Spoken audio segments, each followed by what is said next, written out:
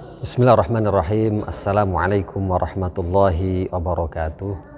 Alhamdulillah wassalatu wassalamu ala sayyidina Rasulillah wa ala alihi wa sahbihi wa mawalah. Amma ba'd.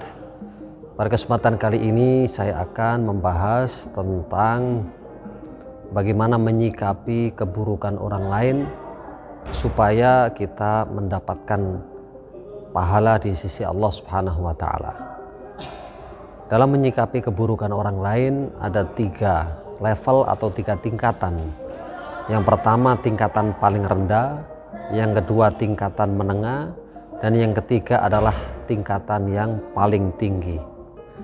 Tingkatan yang paling rendah yaitu kita membalas keburukan orang lain dengan keburukan. Ini impas atau imbang. Sesuai dengan ayat Al-Quran, wa jazaa'u sayyi'atin sayyi'atun misluha, dan balasan kejahatan atau keburukan adalah kejahatan yang sama, yang seimbang.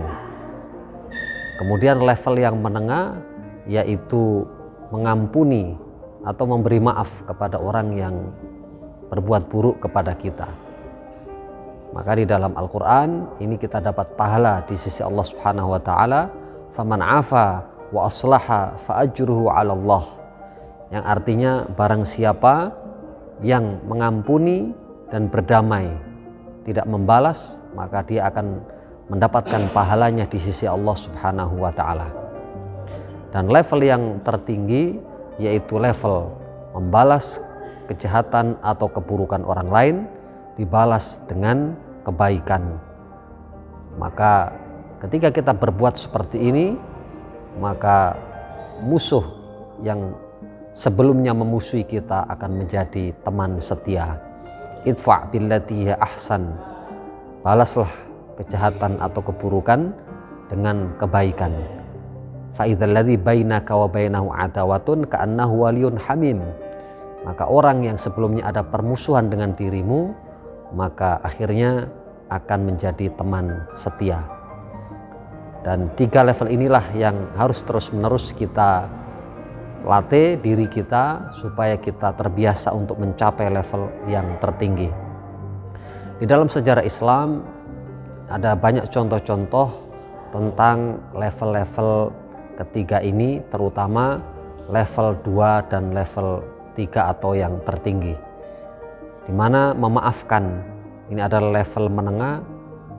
Cerita di dalam kisah-kisah sahabat Rasulullah SAW, di mana Abu Bakar As-Siddiq pada saat itu merasa bahwa anaknya atau putri kandungnya Aisyah radhiyallahu anha merasa difitnah atau disakiti, dan tentu saja sebagai seorang ayah tentu saja sangat terpukul melihat dan mendengar desas-desus atau fitnah.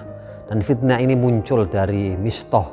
Mistah ini salah seorang keluarga dari Abu Bakar As-Siddiq radhiyallahu anhu yang selama ini selalu terus-menerus diberikan nafkah, diberikan jatah nafkahnya oleh Abu Bakar As-Siddiq, tetapi justru malah berakibat kemudian dia membalas kebaikan Abu Bakar As-Siddiq tersebut dengan memfitnah, menuduh Aisyah berbuat perselingkuhan, berbuat perzinahan dengan Safwan bin Mu'attal.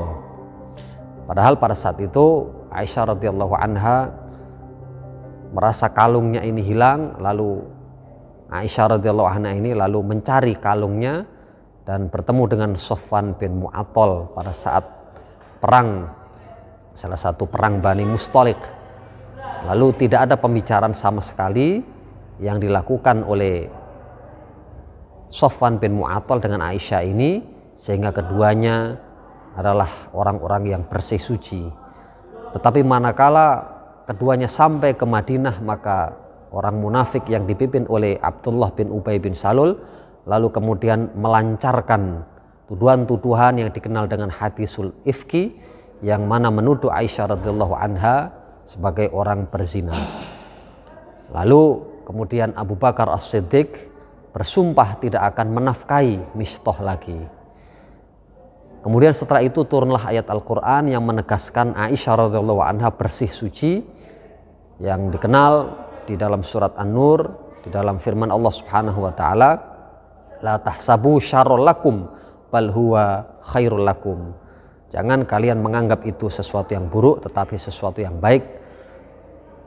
Al-khabisatu lil khabisin wal khabisuna lil khabisat wat thayyibat lit thayyibin. Yang artinya wanita yang baik-baik itu adalah untuk laki-laki yang baik. Aisyah radhiyallahu anha adalah wanita yang baik. Demikian juga Rasulullah suaminya adalah laki-laki yang baik. Maka dengan turunnya ayat ini, Rasulullah sallallahu alaihi wasallam termasuk juga Aisyah radhiyallahu anha adalah kedua orang yang suci, bersih dan terbebas dari semacam tuduhan perzinahan tersebut. Maka Abu Bakar As-Siddiq lalu kemudian ditegur oleh Allah Subhanahu wa taala di dalam Al-Qur'an, "Falyafu walyafu walyasfahu ala tuhibbuna ayyaghfirallahu lakum."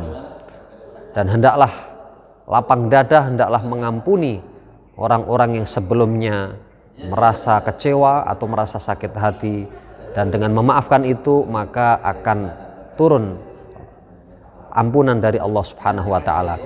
Maka dengan turunnya ayat ini akhirnya Abu Bakar As-Siddiq merasa sadar dan akhirnya memaafkan. Hanya dengan memaafkan Abu Bakar As-Siddiq ini maka turun maghfirah, ampunan dari Allah Subhanahu wa taala. Dan yang terakhir, membalas kejahatan dengan kebaikan. Ini diajarkan oleh Rasulullah Sallallahu Alaihi Wasallam. Di antaranya seorang pengemis Yahudi yang selalu mencaci maki Rasulullah sebagai orang yang gila, orang pendusta.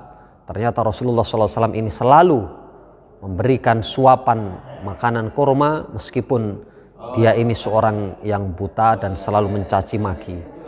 Akhirnya selang sampai lama beberapa tahun Rasulullah Sallallahu Alaihi Wasallam kemudian wafat, lalu dilanjutkan oleh Abu Bakar As-Siddiq radhiyallahu anhu. Maka pada saat itu orang Yahudi tadi bertanya-tanya, kenapa selama ini ya orang yang menyuapi saya kok tidak kelihatan beberapa hari ini? Maka Abu Bakar As-Siddiq lalu menyatakan orang tersebut sudah meninggal. Dan siapa orang yang selama ini menyuapi? Maka dijawab oleh Abu Bakar As-Siddiq, yang menyuapinya adalah Rasulullah Sallallahu Alaihi Wasallam. Yang selama ini dicaci maki, selama ini dituduh pendusta, dituduh orang yang gila. Akhirnya dengan kejadian seperti itu maka Yahudi tersebut akhirnya kemudian masuk Islam, membaca syahadat, dan akhirnya mengakui ketinggian akhlak Rasulullah Sallallahu Alaihi Wasallam, dan akhirnya kemudian masuk Islam. Nah, inilah bukti bagaimana kisah-kisah di zaman Rasulullah Sallallahu Alaihi Wasallam, bagaimana ketika membalas kejahatan, keburukan dengan kebaikan, maka niscaya itu akan menjadikan teman setia, akan banyak teman-teman sahabat-sahabat kita, sehingga ini adalah solusi. Jangan sampai kita membalas kejahatan dengan kejahatan, tapi balaslah kejahatan itu dengan kebaikan, dan itu akan menjadi teman setia. Mudah-mudahan 3 level ini yang kita terus naik derajat untuk bisa menjadi orang-orang pemaaf, menjadi orang-orang yang membalas kejahatan orang lain dengan kebaikan. Nah, inilah makna halal bihalal, kita saling memaafkan, yang satu melepaskan maaf, meminta maaf, dan yang satu memaafkan. Demikian, alhamdulillahirabbil alamin. Allahul muwaffiq li aqwamit thoriq. Assalamualaikum warahmatullahi wabarakatuh.